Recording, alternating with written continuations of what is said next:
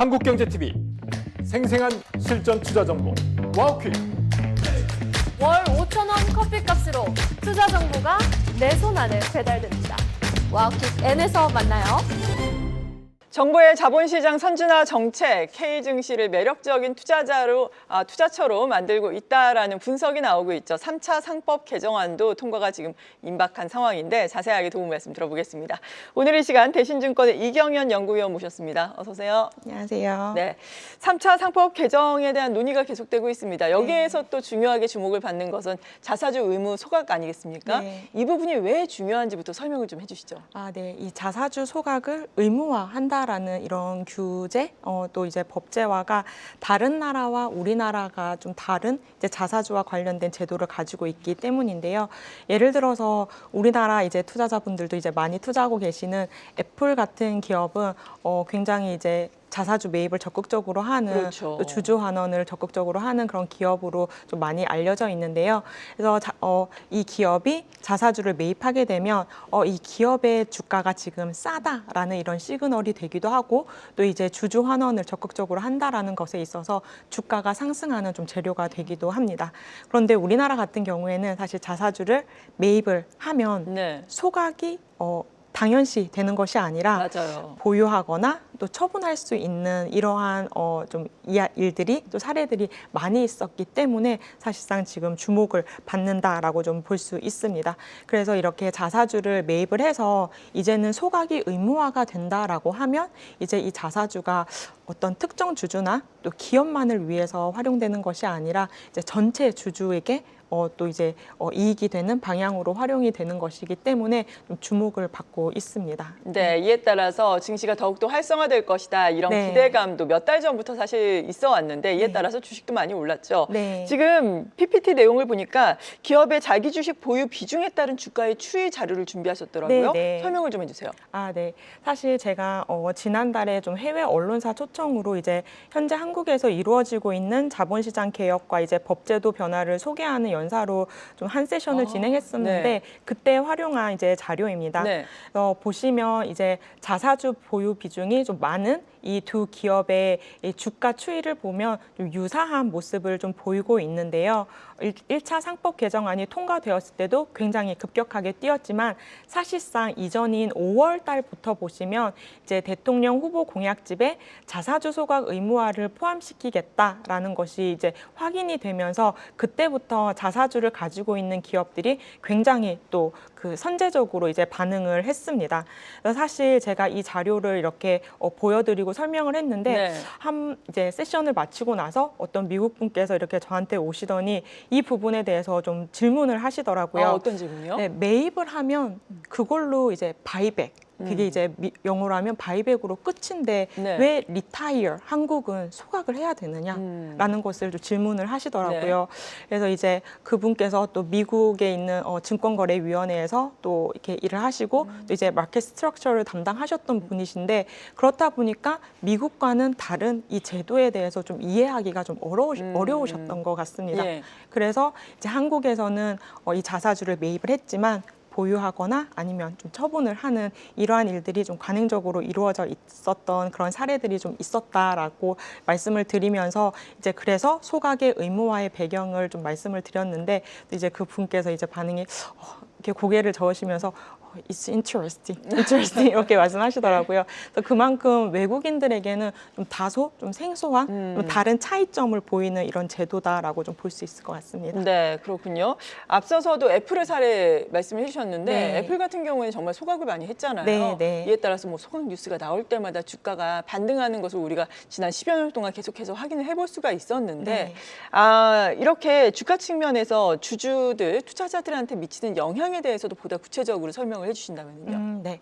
사실 우리나라가 이렇게 자사주 소각 의무화를 했을 때에 어떤 효과가 있을까라고 했을 때 사실 투명성입니다. 근데 시장의 투명성이라는 것이 조금 다소 좀 이렇게 두리뭉실한 그러한 언어처럼 좀 받아들이실 수 있을 것 같은데요.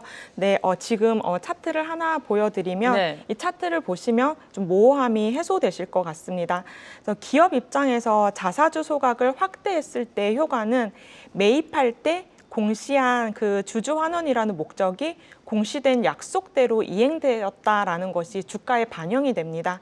그래서 기업 가치 상승이라는 효과를 얻게 되는데요. 반면에 세 번째 차트를 보시면 네. 동일하게 5월부터 그러니까 앞서 말씀드린 것처럼 대통령 후보 공약집에 자사주 소각 의무화 검토가 확인되고 똑같이 기대감으로 다 같이 이제 주가가 상승한 모습을 보였는데 9월 들어서 그 기대감이 이제 세 번째 차트에서는 급격하게 좀 소멸되는 모습을 확인하실 수 있습니다. 네, 매입할 때는 뭐 주가 안정성이나 아니면 주주 가치 제고를 위해 매입한다라고 공시를 했는데 사실상 이 기업 같은 경우에는 이 자사주를 교환 대상으로 해서 EB를 발행을 했습니다. 그렇게 해서 이제 투자자들의 실망이 주가 하락으로 좀 이어진 케이스입니다.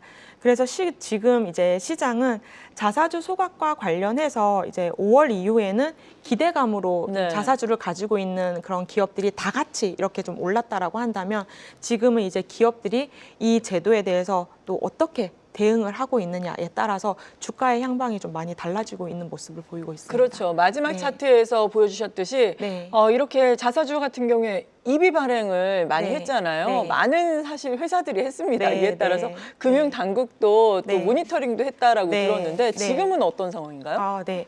아직 이제 금방 말씀드린 것처럼 네. 투명성이나 신뢰도 하락으로 이런 주가 하락의 또 사례들이 나타나고 있다 보니까 금융당국에서 이 자사주를 교환 대상으로 하는 EB 발행에 대해서 공시를 강화하는 네. 것을 발표를 하고 이미 이제 시행을 하고 있습니다.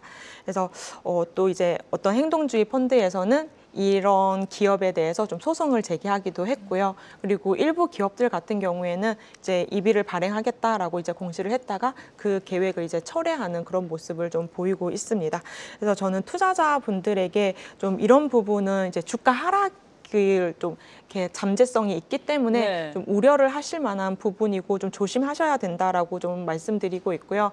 그리고 현재 이제 자사주를 많이 가지고 있는 기업들이 주가가 많이 상승하다 보니까 이제 이 부분에 이제 투자 아이디어로 삼으시는 투자자분들도 계시는데 지금은 저는 사실 지금 이 타이밍에서 또 매수를 추천드리지는 않고요. 오히려 이제부터는 자사주 소각의 이 단일한 법안이 나왔기 때문에 네. 이 자사주 이 제도에 대해서 적극적으로 잘 이렇게 정책 기조와 맞게 대응하는 이런 기업들 같은 경우에 이런 주주 환원 프로그램이 그 기업의 주가를 좀 하방을 지지해주는 그러한 재료로 활용될 것이다라고 좀 말씀드리고 있습니다. 네, 그러니까 앞서서도 차트를 여러 기업의 차트를 보여주셨듯이 네. 자사주 소각 의무화 법안 처리를 앞두고 이미 주가에는 많이 네, 선반영이 네. 됐기 때문에 네, 맞습니다. 지금은 추가적으로 모멘텀이 돼서 올라가기보다는 그냥 네. 하방 경직을 지켜줄 재료 그 정도로 보시는 거예요? 네, 주주 이제는 소각이 의무화되었으니까 네. 다른 뭐 처분이나 보유보다는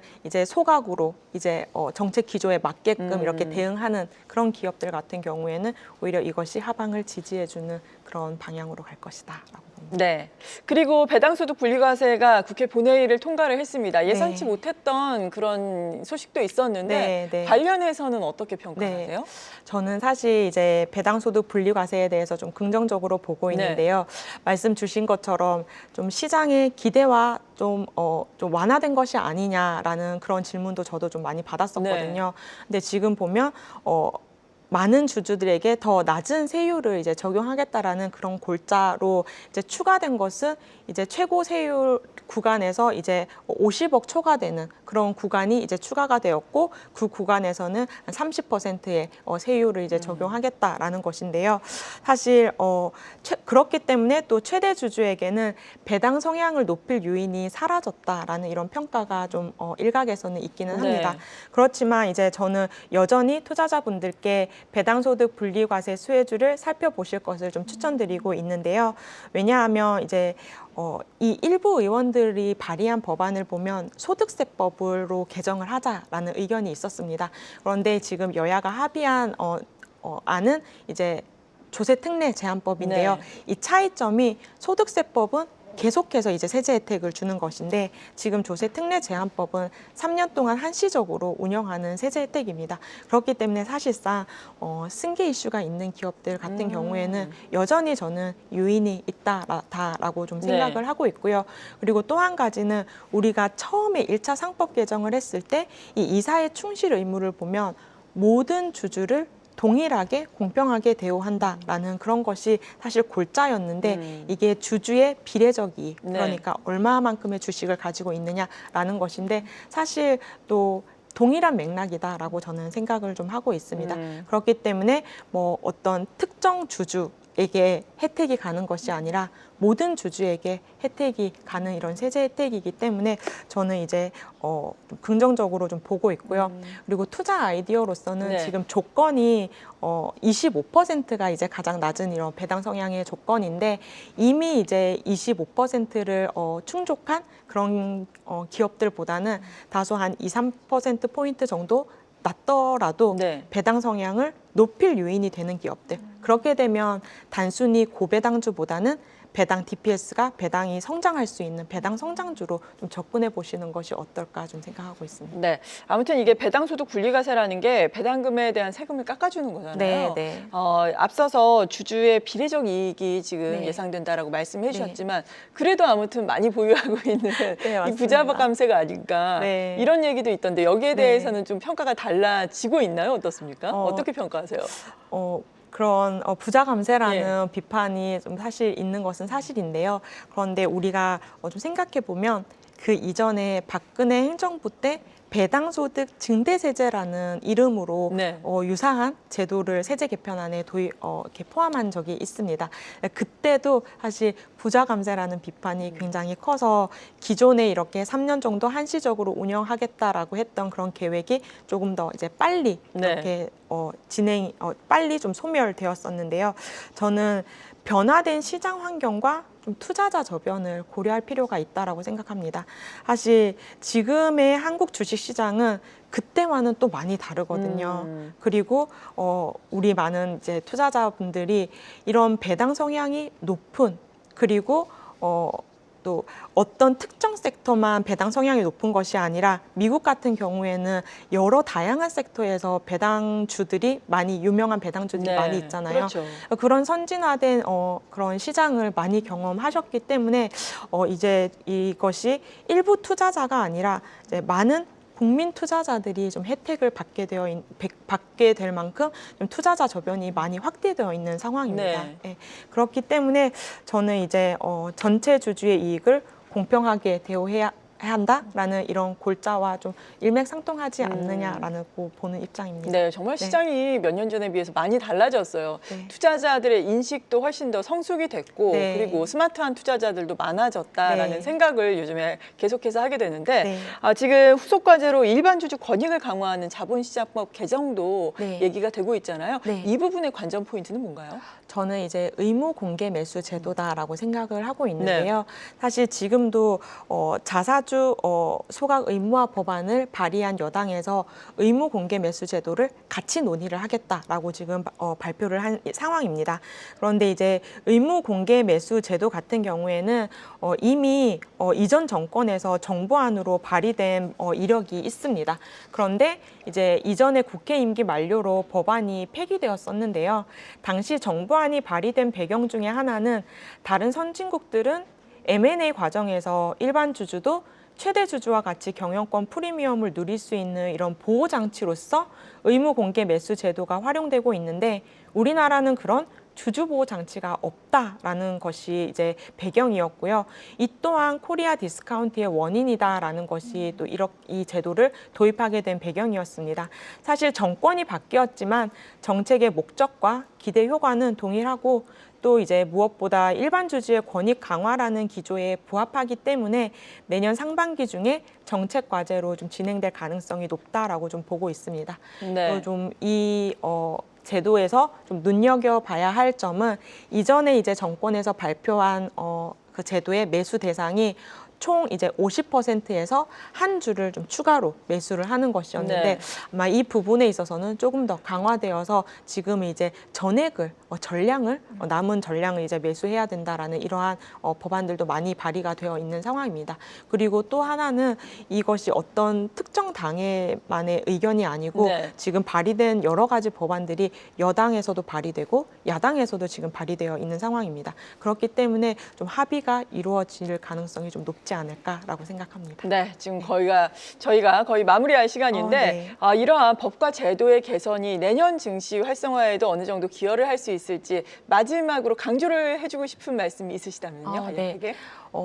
그 서두에 말씀드렸었는데 사실 제가 홍콩에 있는 거기 이제 외국계 그 언론사 세미나를 갔을 때에 지금까지 국채인 KTB 행사는 많았었는데 한국 주식의 에쿼티 행사는 처음이었다라고 말씀을 하셨었거든요. 그리고 가서 이제 이야기를 하면서도 한국 주식에 대한 외국인 투자자들의 관심이 확실히 많아졌다라는 것을 좀 느낄 수 있었습니다. 그래서 이런 제도 변화들이 이제는 한국 주식 시장에 대한 신뢰도를 좀 높이게 되는 그러한 과정에 있기 때문에 저는 내년에도 한국 주식시장을 좀 기대해 볼 만하다라고 생각하고 있습니다. 네, 저도 기대를 해보겠습니다. 대신증권의 이경연 연구위원과 함께했습니다. 감사합니다. 감사합니다. 계속해서 다양한 경제 이슈를 알고 싶다면 구독과 좋아요, 알림 설정 부탁드립니다. AI 캐스터 권미정이었습니다.